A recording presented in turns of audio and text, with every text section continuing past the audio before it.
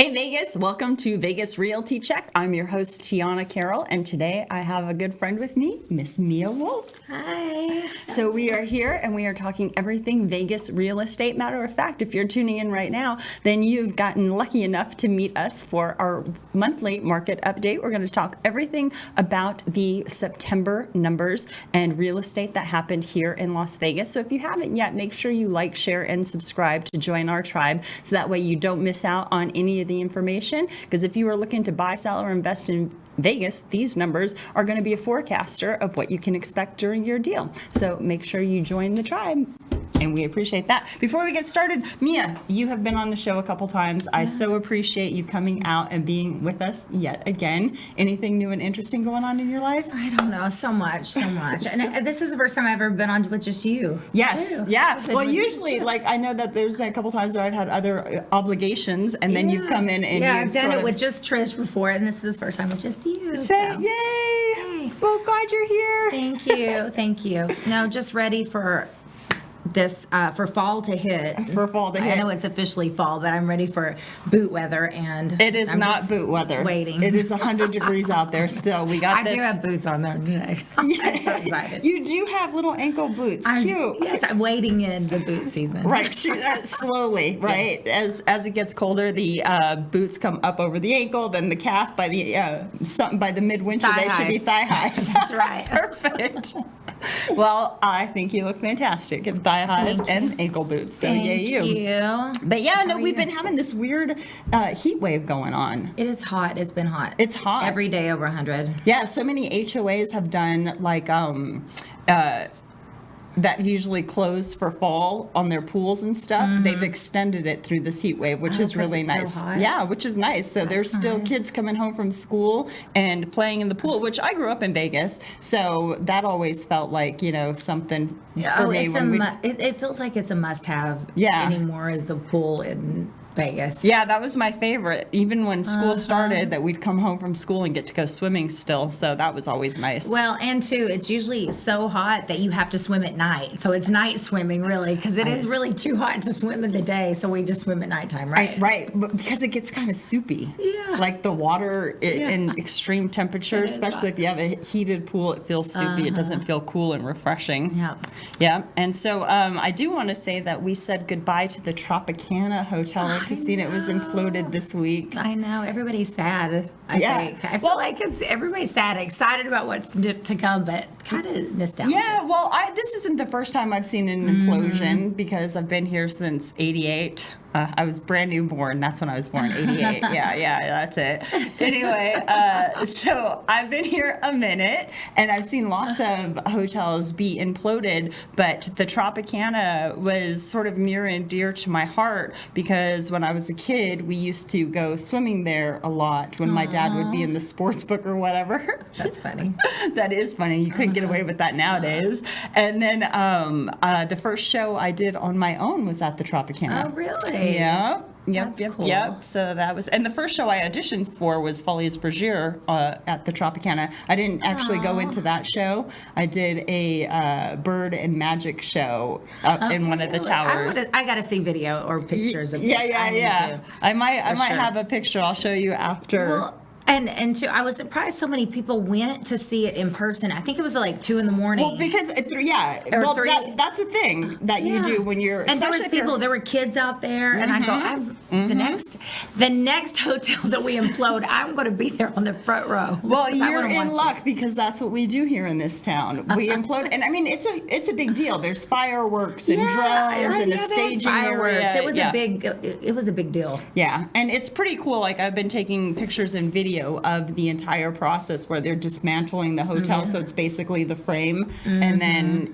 when they come down, they collapse easily. I'm sure it was probably covered nationwide, right? Yeah, it was. It may have been overshadowed by the hurricane. Yeah. Which our hearts go out to everybody in Florida, yes. But if you're Floridian, you're probably like, oh, it's fine. The Waffle House is open. I know. And, I was thinking, too, well, they are leaving. I have family in Florida and all through Tennessee. And, it was taking them, like, 20 hours to get a 6-hour distance. But I was thinking, what do you do? We have no weather here. I mean, it's hot and dry. That's it. So we have been, I'm from Tennessee, tornadoes and things like that. But like, you don't think about having to just take whatever you have, leave. The finances for that and the places to go. I would go to Las Vegas. I would get a hotel room in Las Vegas. Right, if it were easy to get to Las Vegas. But like you said, 20 hours. So back in, I think it was 2012, Hurricane Sandy was coming up the coast of Florida. And I was actually on the Gulf side. I was in Bradenton, which is now being hit with this hurricane. But at the time, Sandy was coming towards Florida, and I was on the Gulf side, and they were having winds of 90 miles an hour. And I was on the top floor of a 6-story building, and the palm trees in the wind were caving over, and the tops of the trees were hitting the ground. Because they just wave. Right, they just wave in it. And I kept thinking, like, I'm in a hotel room. Like, what do? I can't drive. I can't get out of here. So I have lots of family in Florida. Mm-hmm. And I was calling them, and they were on the east side of Florida in Coral Gables, and that's where everything was projected to hit. Now, we now know that Sandy, kind of curved off and then came back up the Atlantic into New York, New Jersey, and that was devastating. But when it was still tropical storm, beginning of hurricane, and it was on the Florida side, they were laughing at me because I was like, I'm on the other side, drive over here, we can be in the hotel and you'll be safe. And they're like, yeah, we're fully stocked. You're a desert person. I'm a desert person. We don't have elements like that. They get used to, tornado prepping and all that stuff, but man, when it hits, and it's scary, and it's scary. I saw people like shrink wrapping their cars so that way the water couldn't get in. They were wrapping them in plastics and foils. I saw a guy on TikTok laying in a canoe in his living room. The guy that just built the house, right? Yes. I saw it was going live, and it was like 4 feet of water, and he was so chill, though. He was like in his kayak. He was the most calm person. He's like, we're going to have to change these light switch outs. I was trying to stress him out through the camera. I'm like, you need to be like worried. Please. So paddle out of there. So last year we did a report on the show that had come out saying that as far as natural disasters and elements and stuff, that Vegas was one of the safest places to live.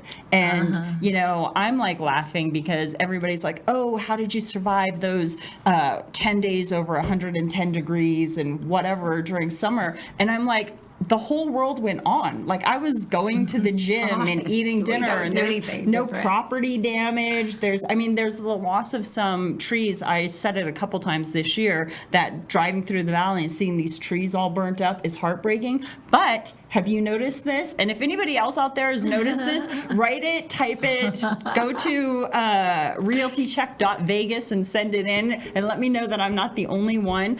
But some of those plants that were like burned off and died, they're having a second spring right now. Have you noticed that flowers are in bloom? Yes. I thought that was so weird because I have a bunch of plants that they've already bloomed this year, and then I was ready to trim them because it's like fall or autumn or whatever, and they're like in full bloom. In full bloom. There are so many there's so many plants out there that look like they were dying off. They were brown and crispy, and they're starting to get new growth as if they were spring, and then reflowering for a second time. It's like it tricked nature. It must have died, quote unquote, in the heat and kind of gone into a dormant.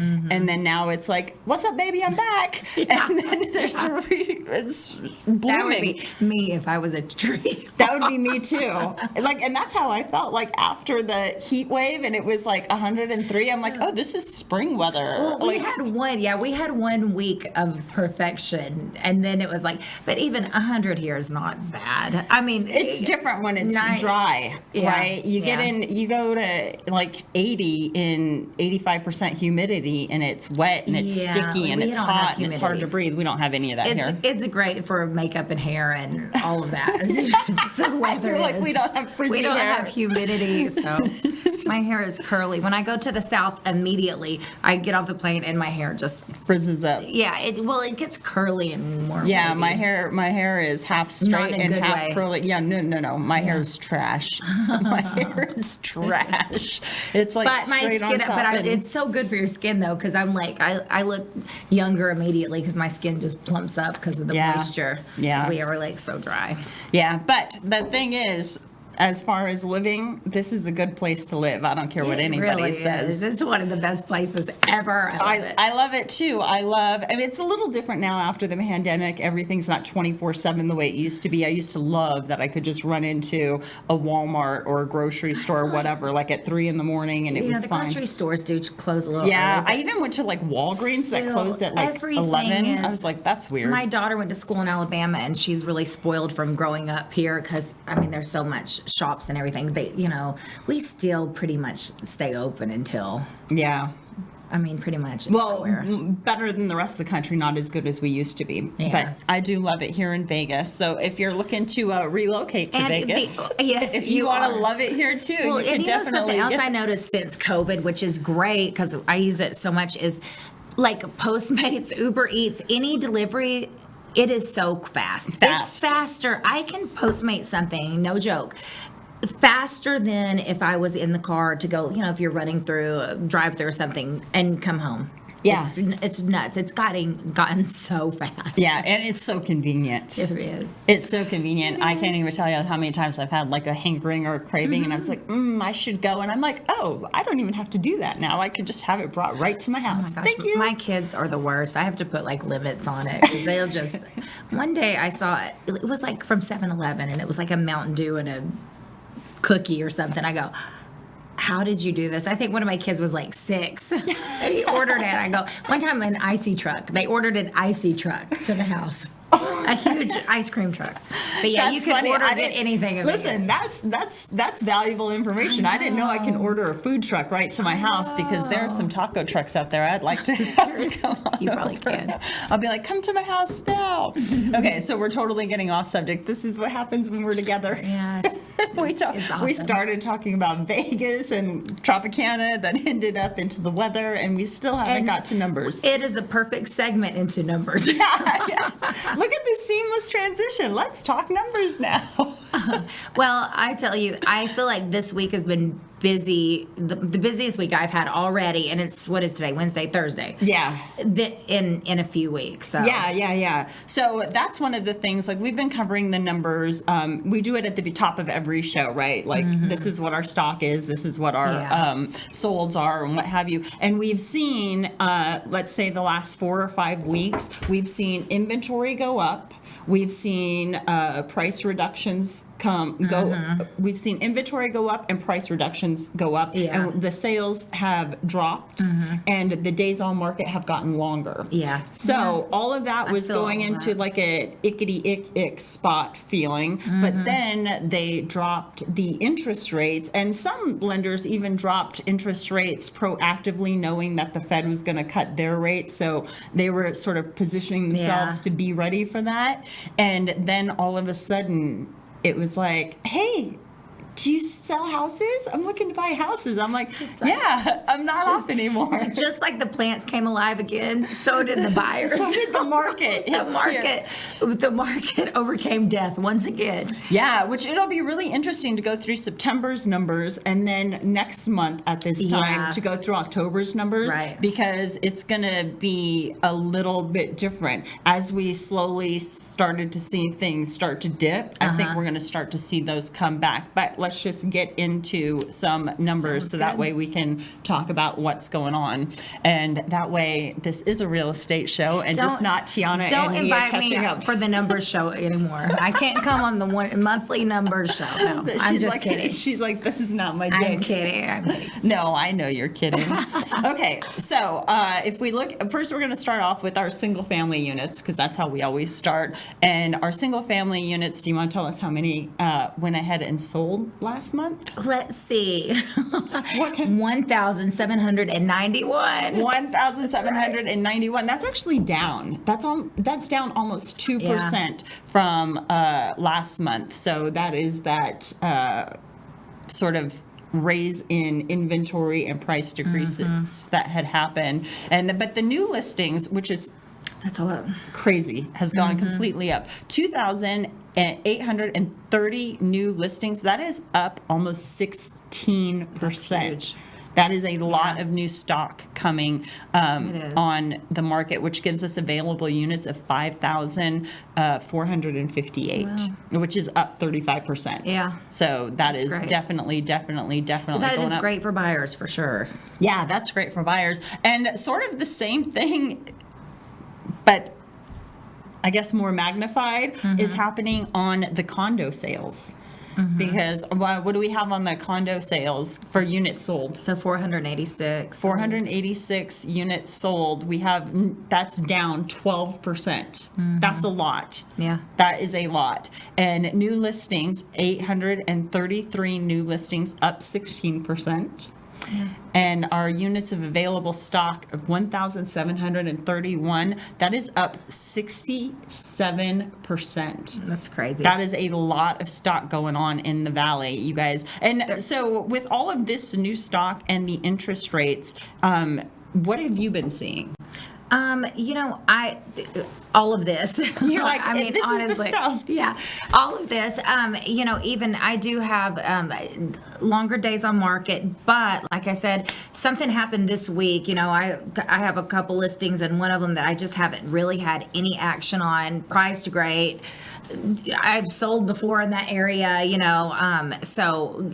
There's absolutely nothing wrong with it. And it is literally, this is the longest days on market I've ever had anything before. So I'm like, 70 days is a lot. I mean, it's not a lot. I mean, that's, a little bit over 2 months, but in a market that we're so used to being so fast. When you get to 30 days, you're like, oh my gosh, what's going on?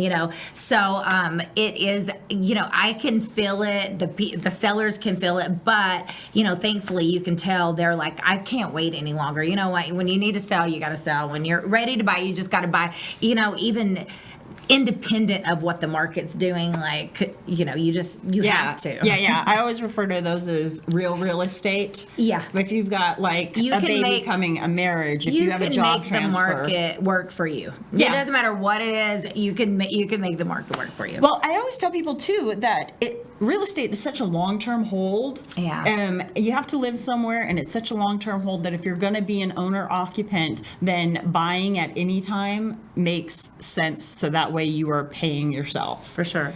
Because the market's going to do this. I mean, how many years have you been in real estate, and it's sort of zip, zip, zip, up and down and all over the road? Oh, and yeah, that's it. Yeah, so this is a different market than we've been in, but it is the normal to always be a different market. That's the truth. It's unpredictable. It really is unpredictable. Yeah, it is. And then we are seeing some prices increasing. And I do want to talk about the prices. We went ahead about the number of available units that we have here in the Valley, but we do want to talk about some prices. Like the median home price that is going on the market listing is at almost $500,000, $499,915,000, and that's up 4.1%. And then the median home price of the actual units sold is $479,900, which is up 6.6%. So the prices, even though we're seeing a lot of price decreases,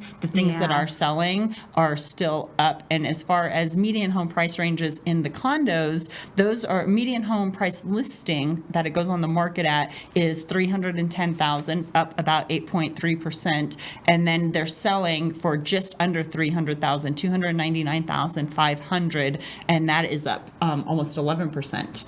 So those houses are moving, and we got about 3 months worth of stock in our single family homes, which normally would very much be solely a seller's market, and they could get their pick of the litter. We usually like to be under 3 months is seller's market, and then we get in that 4 or 5, 6 months tends to be a little more balanced. Anything above that 6,000 mark tends to be a buyer's market. But this This is seller market numbers in a buyer's market environment. That's the perfect words. Yeah, because that's what's happening here. So that's crazy. So about 3 months of stock in single family and 3.5 months of stock in condos, but still great deals to be had out there. I did want to jump down because you said something's really interesting about the days on market. So if you're a listener of this show, then you absolutely know our market is fast. It just hop, skip, and jump, boom, deal's over. You blink and you're like, oh, that's right, I closed another deal, right. which is actually a fun place to be. But our price, our days on market has gone down a little bit. So like you said, you had a house that was sitting, interest rates change, and now all of a sudden you're drumming up some showings, which has to make your sellers happy. Oh yes, of course. Anything. It's so funny because any little change it doesn't even matter if it's in the neighborhood and you have a house listed in there and they list a house around the corner. That's going to drive more eyes on your listing. I can feel it because primarily, I usually have listings more so I can see it though when a house lists or even a price change right here, interest rate dip. Buyers are showing up, so I can measure it in showings, number of showings almost, and feel how the market and it is quick because tomorrow or next week could be different. Could be completely different. Listen, what happened last Thursday here on this show versus what is happening this Thursday on this show, it's only a week difference, and I'm just like, the amount of activity and interest and things is insane. I know the urgency is always there, and no matter what the numbers are, the urgency is always there. Yeah, I agree with that. But if we are jumping back to the days on market, so 0 to 30 days on market for us to sell a house, 61.5% of our homes sell in September in that 0 to 30 days. Great. Right, but that's actually down because if we go back to December of last year, it was 68%. Right. So now we're down almost 7% there, and that is pretty significant for us because, like I said, we're usually a quick-moving market. Right. So then if you're 31 to 60 days, that's just about 20% of the homes, which in August, that was about the same too. We were hovering right around 20% within that 60-day range, and that is up because in September of 23, a year ago, that would have only been at 17.7%. Right. So those days in market are just a little more extended this year than last year. But the biggest one was the time frame that you were in when you were saying it was 80 days on the market, but now you're seeing activity with this interest rate drop. That's where we saw the biggest, I guess, change was 61 to 90 days went over 10% of our homes. Usually that's like, Really 7%. low. A year ago in September, Right. it was 6%. So that's the one that really jumped up. If we're looking 91 to 120 days, that's still around the and 3-4%. price points always differ too. Something in a higher price point generally has longer days on market. Totally. But the million plus in Vegas is faster than the rest of the nation. Faster as far than as the days rest on of- market goes. Yeah. So that's the numbers that Trish and I actually talked about this. I don't remember if it was last week or the week before, but we talked about how our basically starter homes or beginning like that townhome price range, if you can get into like that 300, 350 price for condos and townhomes, and if you can find a starter home like 380 to 450 in the valley, those suckers fly off and the it's so shelves. funny because the numbers are relative, and I know they're numbers, but we see it in our business, and it does correlate. You know that it's true, but I mean, 3-bedroom, $350,000. No matter what market it is, it's going to sell. It's gone, and you're going to have multiple offers. I mean, within. Quickly. If it's decent and well, even if it's not, because True. at that price point, depending upon location and how many square feet, then that is 350 to investors 400,000 knocking on the door. is very. That is the price range that just flies. Yeah, you can't keep those on the shelves, and that's our fastest moving price point. But our luxury price point, starting at that $1 million, is so healthy and robust in Vegas. Yeah. And it's only getting better. And it's only getting better. Yeah. So people who grew up here and, went to Tropicana as a kid, then that price point of almost $480,000 seems scary. Like, oh, how am I going to get a house at that price? But people are transplanting from here. That is so inexpensive compared to the bigger cities that they're coming from, the New York, the Chicago, the San Francisco, LA area, that those luxury home prices are like, and I have clients in Canada, and they sent me some information, and it said that in Toronto, you'd have to save for 33 years in order to purchase a house. I'm like, send them to Vegas. I know. Send them all to Vegas. They can have an investment property here and rent up there. I don't know, and I hope it lasts forever, but really, Las Vegas has always been an opportunity city, but it just Agreed. seems like everybody that moves here, they literally double their income in some way or fashion by losing extra bills or whatever, and end up in a bigger, better house too than they had been previously for less money and with equity in it. So, I mean, I came here 17 years ago and stayed. I love Las Vegas, and it is an opportunity city for real estate, which is why investors love Vegas too. Yeah, investors love Vegas, and people who love the outdoors, if they want to go hiking or they want to go to the lake or they want to cycle or whatever, then we have those options available. It's a pretty damn great place to live, in my humble opinion. So if you're thinking of moving or relocating to Las Vegas and you want to talk to Mia about getting a property, Mia, how do people get a hold of you? Well, you can call me, you can text me, you can email me, or the best way, go to Instagram and just type in my name, you'll find me. Yeah, that's true. You do love a social media. Yes. All right. Well, if you wanted to get a hold of me, you can give me a call or shoot me a text at 702-379-9948. And then we can talk all things real estate. Also, if you haven't yet, you can go check out Realty Check Vegas, and that is where you'll find our link tree, our socials. You can add listener questions. If you're out there and you're, is it a horticulturist that does plants? Is that what they're called? Okay, wrong. So. Sounds good. That sounds good. We'll just go with that. If you do know what's going on with the Vegas plants and why after the heat wave we're having a second spring, I would love to know that information. I'll probably go down a rabbit hole and research that tonight. Like 2 a.m. I'll be like, why do we have a second spring? But if I don't get a chance to do it and you know the answers, please send that at the realtycheck.vegas, so that way we have that information to share too. So that's it for our September numbers update. We appreciate you tuning in, and we will see you next week. Bye, Vegas. Bye.